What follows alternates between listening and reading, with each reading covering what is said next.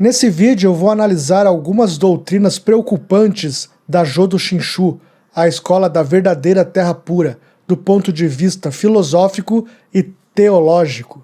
Vou apresentar 3 pontos principais. O primeiro, a concepção da terra pura como um paraíso pós-morte. Em segundo lugar, a ideia de que somos irremediavelmente tolos e maus. E em terceiro e último lugar, a interpretação que eles dão de Amida como o outro poder que dá a ideia de uma dependência e passividade espiritual. E para analisar tudo isso, eu vou trazer o meu entendimento dos estudos budistas que eu fiz, principalmente utilizando como base a tradição Tiantai.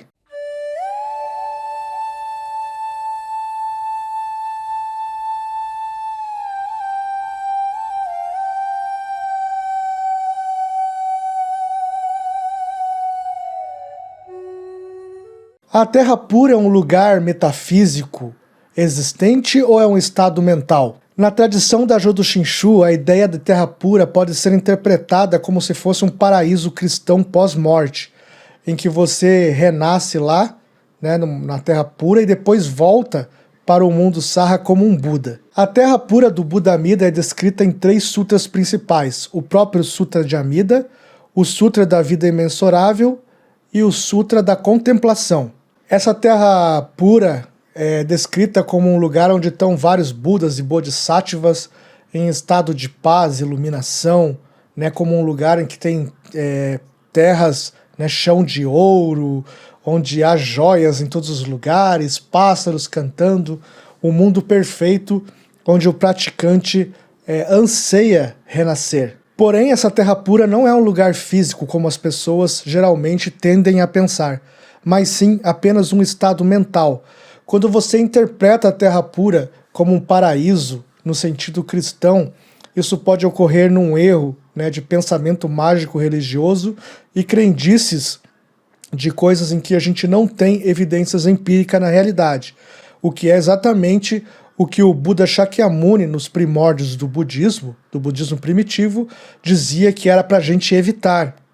Na tradição Tiantai, a terra pura e o mundo Sarra, o mundo em que vivemos, não são 2 lugares separados, são o mesmo lugar. Ou seja, não há separação absoluta entre o impuro e o puro. Isso seria uma dicotomia, exatamente o que o Buda Shakyamuni nos ensinava a evitar, né? Essa ideia da polarização e da dicotomia. Dentro da tradição do Sutra do Lótus, a terra pura não é um outro lugar, mas sim a percepção purificada deste nosso mesmo mundo. Assim, a terra pura, além de ser a nossa mente pacificada e iluminada, é a percepção desse próprio mundo em que vivemos quando nós começamos a observar e olhar para esse mundo com um outro olhar, com um olhar de compaixão, de sabedoria e de humildade. Quando a mente desperta, o mundo Sarra revela a sua dimensão pura. É aquela velha ideia do copo que tem água pela metade. A pessoa que está ainda mergulhado no Sansara vai enxergar o copo meio vazio. O ser que vive na terra pura vai enxergar este copo meio cheio, agradecendo ao nível em que ele chegou, ou seja, ao que foi conquistado até aquele momento, com humildade, com gratidão. Já a pessoa imersa no mundo do Sansara e do sofrimento vai enxergar ainda a parte que falta e vai lamentar por não ter conquistado ainda, enquanto aquele que está na terra pura sabe que ainda tem a metade a se conquistar, mas valoriza a metade que já foi conquistada. Outra doutrina que é ensinada na Jodo Shinshu que me deixa preocupado é a ideia de que somos irremediavelmente maus e tolos. Eu saí do cristianismo exatamente porque o cristianismo ensinava que nós somos fracos, pecadores e que dependemos de um Deus, de uma divindade para nos transformarmos, né, da ação do Espírito Santo. E eu fui para o budismo exatamente porque o budismo ensina que nós podemos tomar, né, conta de nossas próprias vidas, que nós podemos dar o norte e a transformação e fazer a transformação de nossas próprias vidas, que nós não dependemos de um Deus para agir, né, para transformar o que somos, mas que nós podemos, através dos métodos ensinados pelo Buda Shakyamuni e através dos métodos que foram desenvolvidos ao longo dos anos na tradição budista, ir nos aperfeiçoando e substituindo vícios por virtudes e crescendo em sabedoria e enxergando os outros seres como vidas preciosas e assim, passo a passo, né, ir caminhando rumo à iluminação, rumo à terra pura que está aqui dentro. Na tradição Shin, então, se enfatiza muito essa ideia do Bonbu, ou seja, de que somos irremediavelmente tolos e incapazes de atingir a iluminação sem a ação desse Buda Amida que parece muito com uma ação de uma divindade. Mas não foi isso que o budismo, nos seus primórdios, ensinou. O budismo ensinou que nós temos dentro de nós a natureza de Buda, o Tathagata. Então, assim, nós já temos em nós, aqui dentro, né, como se fosse uma cebola com camadas, né, as camadas da ignorância, dos vícios, da falta de controle de si mesmo, da falta de compaixão, etc. Elas estão obscurecendo o núcleo da cebola, que é essa potencialidade que nós temos em nós mesmos. Então o budismo ensina que nós temos que tirar essas camadas da cebola e acessar a nossa verdadeira natureza. Ou seja, não somos irremediavelmente tolos, nós temos dentro de si a natureza iluminada já, todos nós temos esse potencial. Nós só vamos utilizar-nos do budismo e seus métodos e suas práticas para encontrarmos quem realmente somos. E essa ideia do Bonbu aí, para mim, é totalmente contraditória a esse preceito do Tathagata, da natureza búdica inerente dentro de nós mesmos. Assim, a impureza não é a nossa essência, pelo contrário, é a pureza que é a nossa essência. Na tradição Tiantai é dito que todos nós contemos dentro de nós os 10 mundos, inclusive os 4 mundos iluminados. Eles só estão obscurecidos pelos kleshas, que são os nossos vícios e paixões. Se afirmarmos que somos ontologicamente incapazes, isso entra em contradição com a própria ideia de Tathagata, da natureza búdica. Entra em contradição também com a lógica da vacuidade e também, né, acaba impedindo a lógica, né, do real cultivo e que nós podemos diligentemente aplicarmos a nós mesmos. Ou seja, ficamos dependentes de uma ação espiritual de um ser externo, o que exatamente o budismo em sua essência negava. Como eu disse, isso vai contra a própria lógica da vacuidade, né, do vazio. Não há um ser externo a nós, né? Todos nós somos partes do Tathagata, né? Fazemos parte de um mesmo sistema interdependente. Então não existe um mal e um bom, né? O mal e o bom, eles estão na cebola, como eu expliquei, já unificados.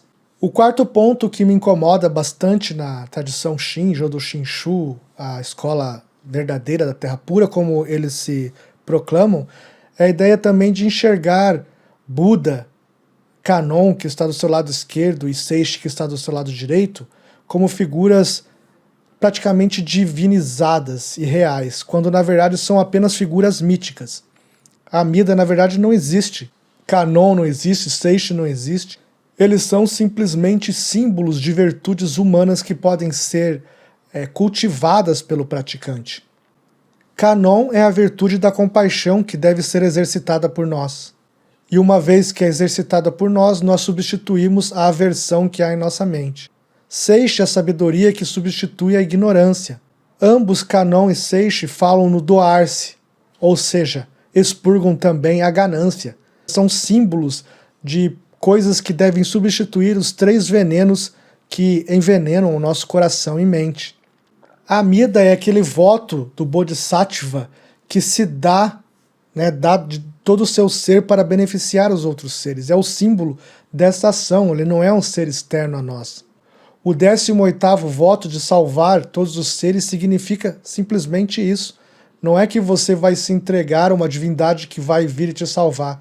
É você mesmo que vai incorporar essa virtude e se doar aos demais quando você compreende, né, essa profundidade dessa mensagem. E isso é o outro poder.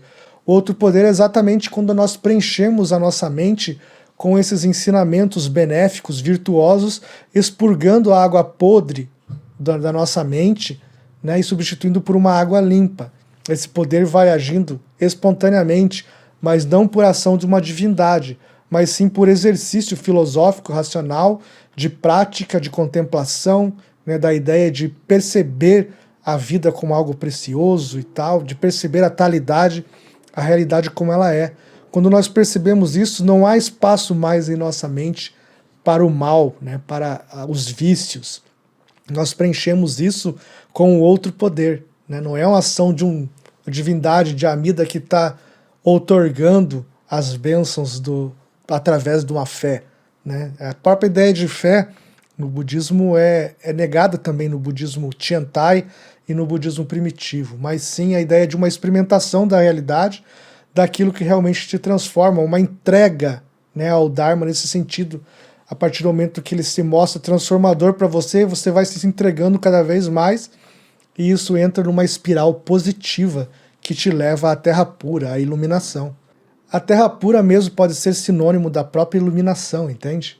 Então, quando a tradição Shin fala em Tarik, Jirik, isso é bem perigoso, porque o Jirik ele é demonizado, né? Ele é considerado um orgulho espiritual daquele que quer alcançar a iluminação, e o Tarik meio que parece uma passividade pura, né? Que você se entrega a um outro poder e não depende mais de você mesmo. Ou seja, é como se você quisesse que algo caísse do céu pura e simplesmente por fé, e não é isso, não é assim que a realidade funciona. Então, outro poder nada mais é do que a força transformadora do Dharma quando o praticante se abre, né, aos ensinamentos e tal, se abre ao próprio Dharma. Isso, né, como eu disse, vai expurgando a água suja e substituindo por uma água límpida, e essa transformação vai acontecendo. E assim nós vamos deixar de ser maus e tolos. Nós vamos evoluir, porque senão o que adianta você praticar e achar que sempre você vai ficar patinando no mesmo lugar, como maus e tolos, esperando um renascimento místico numa terra pura para melhorar. Não, não é assim. Nós temos que mudar. É claro que com humildade, não se achando superior aos demais. Pelo contrário, a partir do momento que você se entrega com humildade, você vai ter compaixão pelos demais, e isso vai, né, formar uma corrente, né, de virtudes transformadora, não só de você mesmo, mas do seu próprio ambiente, transformando o ambiente que você vive numa terra pura. O budismo histórico ele surge na ideia do caminho óctuplo, né, da ação correta, intenção correta e do esforço correto. Então é enfatizado também o esforço. Não dá para se dizer que o esforço é algo que não é uma virtude. Pois é. A mesma coisa as paramitas também. Uma das paramitas é o esforço, a diligência. Então o budismo sim ensina a nos esforçarmos a ser melhores. Mas claro, o voto de Amida sempre vai nos trazer a uma estaca de humildade, né? De não nos acharmos superiores ao demais, porque nós estamos talvez numa fase de transformação e os outros ainda estão numa fase de ignorância. Pelo contrário, como todos nós participamos de um mesmo organismo, o Tathagata Garbha, mesmo que nós estejamos num estágio de evolução e iluminação, nós não vamos pegar isso de uma forma egoísta, eu estou iluminado e você não. Mesmo porque o outro também faz parte de você, uma vez que todos nós somos interdependentes. Então, quando nós temos essa noção de humildade, o outro é uma parte doente também de nós que precisa ser transformada. Não vai existir essa separação do orgulhoso que está na caminhada e é melhor que o outro, né? Isso, para a mente iluminada, não existe, né? Vai existir uma mente iludida de que está no caminho, de que acha que melhorou, mas na verdade está iludido. Daí sim, este ainda é tolo e mau e precisa da ação do Buda mítico Amitabha para perceber tudo isso. O Buda não ensinou uma esperança passiva, nem uma mensagem soteriológica de salvação como no cristianismo. E nem ensinou a substituição do cultivo por uma confiança exclusiva. É interessante que a tradição Tiantai enfatiza a integração de fé e prática, a sabedoria e compaixão cultivadas, e a iluminação como atualização da natureza búdica. Isso transforma completamente esses ensinamentos, né, que eu disse que me preocupam na Jodo Shinshu. Então, para concluir, eu não acredito que o ser humano seja irremediavelmente incapaz, né, e que precise passivamente de uma ação. Pelo contrário, o ser humano, como portador da natureza búdica, vai agir de forma ativa, com responsabilidade e cultivo. Este é o verdadeiro outro poder. Se você quer praticar o budismo sozinho de forma autônoma e independente, eu fiz um livro que pode te ajudar. Esse livro se chama Como Praticar o Budismo Sozinho. Vou deixar na descrição e no comentário fixado o link do livro caso vocês queiram comprá-lo. Eu acredito que esse livro pode ajudar bastante. É um livro, um manualzinho que eu fiz ensinando a vocês, né, a praticarem o budismo de forma independente de instituições, independente de gurus e mestres. Você vai poder caminhar sozinho. Eu coloquei nele várias práticas budistas que você pode fazer diariamente diante do altar e também várias reflexões filosóficas e budológicas ou teológicas que vão poder te ajudar. Beleza, pessoal? Muito obrigado por quem ficou até aqui e nós nos vemos no próximo vídeo.